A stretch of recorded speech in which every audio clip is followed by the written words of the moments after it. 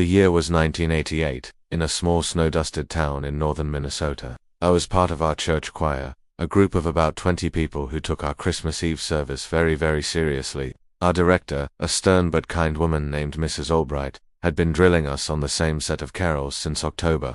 We were preparing for our final rehearsal, just 3 days before Christmas. The church was old, built from dark, heavy wood that seemed to drink the light. The only warmth came from the candles flickering on the altar and the weak yellow glow of the overhead lamps. Outside, a blizzard was starting to rage, the wind howling like a mournful animal against the stained glass windows. We were all bundled up, our breath pluming in the chilly air. The organist, a quiet man named Mr. Henderson, was already at his post, his fingers hovering over the keys. Mrs. Albright clapped her hands, the sound sharp and final. "All right, everyone, let's begin." From the top, "O come, all the faithful." Page 32. We shuffled our hymn books, the rustling of paper echoing in the cavernous space. I found my page and cleared my throat. The organ began its familiar, grand introduction, and we all took a collective breath, ready to fill the church with song. And we did. Our voices rose together, a wave of sound that was, for lack of a better word, perfect. The harmonies were tighter than they'd ever been. The pitch was flawless. Every crescendo and diminuendo was executed with a precision that sent a shiver down my spine. It was beautiful, but it was also strange. It felt less like we were singing and more like the song was singing through us. We moved on to Hark, the Herald Angels Sing. Again, the performance was immaculate. It was as if we were a single entity, breathing and singing as one. I glanced around at the other choir members. Mary, who always sang a little flat, was hitting every note perfectly. Old Tom, whose voice usually wavered, was as steady as a rock. They all had a serene, almost blank expression on their faces, their eyes fixed on Mrs. Albright, who was conducting with a look of rapturous concentration. Then we came to Silent Night. The organ played the gentle intro, and we began to sing, "Silent night, holy night, all is calm, all is bright."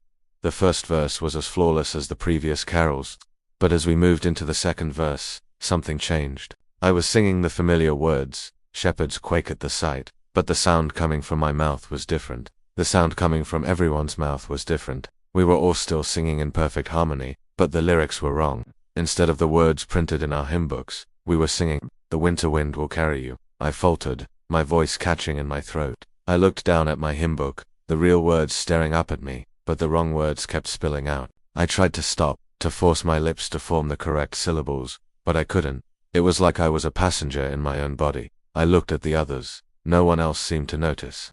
Their faces were still calm, their eyes distant. They just kept singing, their voices weaving this new, unsettling version of the carol. "Glories stream from heaven afar, heavenly hosts sing Alleluia," was replaced with, "The frozen ground will hold you near." The song felt colder now, the melody twisting into something sorrowful and eerie. And then came the final line of the verse. The melody was supposed to resolve on "Christ the Savior is born," but that's not what we sang. In a unified crystalline voice that filled every corner of the silent church, we all sang the same chilling phrase, "He's already forgiven you." A profound silence fell after the last note faded. It was heavier, deeper than any silence I'd ever known. The blizzard outside seemed to stop its howling, as if it too were listening. I stood there, my heart hammering against my ribs, my hymn book trembling in my hands. I looked at Mrs. Albright. The ecstatic look had vanished from her face, replaced by one of dawning horror. Her baton was frozen mid-air. Mr. Henderson, the organist, slowly lifted his hands from the keys as if they were burned. His face was pale, his eyes wide with disbelief. He looked from his sheet music to us, then back again, his mouth slightly agape. He was the first one to speak, his voice a hoarse whisper. What was that?" No one answered. We just stared at each other, the shared, unspoken question hanging in the air. How did we all sing the same wrong words? Words that weren't written down. Words that none of us had ever heard before. Mary started to cry softly, her shoulders shaking. Tom just stared blankly at the wall, his face ashen. Mrs. Albright finally lowered her arm, her composure shattering. I don't understand," she stammered, looking around at our terrified faces. Let's try again." Page 50. "Joy to the world." Her voice was shaky, trying to reclaim some semblance of control. We numbly turned the pages, our fingers clumsy. The organ started, hesitant this time. We took our breath, and we began to sing, "Joy to the world, the Lord is come. Let earth receive her King." For a moment, it was normal. It was just us, a small-town choir, practicing our carols. But as we reached the end of the line, the change happened again. The words warped, twisting on our tongues. Let every heart prepare him room became no need for guilt, no need for gloom. And then the chorus, instead of "and heaven and nature sing," we all sang, in that same, flawless, unified voice, "He's already forgiven you." That was it. Panic erupted. Mary let out a small scream. Someone dropped their hymn book with a loud thud. I felt a primal fear grip me, an urge to run, to get out of that church and away from that sound. Mrs. Albright just stood there, her face a mask of terror. She wasn't conducting anymore. She was just watching us, a prisoner of her own choir. We went through another carol, and then another. It was always the same. We would start with the correct lyrics, and then, inevitably, our voices would be hijacked. Each song became a new, terrifying message. "What child is this?" Ended with the line, "He's already forgiven you."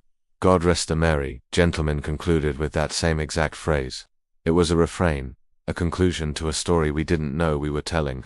The forgiveness it offered didn't feel like a gift. It felt like a verdict. Forgiven for what? The words were comforting, but the context was terrifying. It felt like we were being judged, or perhaps absolved, by something ancient and unseen that had decided to use our voices for its own chilling proclamation. The perfection of our singing made it even more unsettling. It wasn't human, it was too pure, too unified, too final. After the fourth song ended with that same haunting line, Mrs. Albright slammed her music stand down. "Enough," she shouted, her voice echoing with a raw, frayed edge. "Rehearsal is over, go home." No one argued. We scrambled to grab our coats and bags, a frantic, silent exodus. No one made eye contact.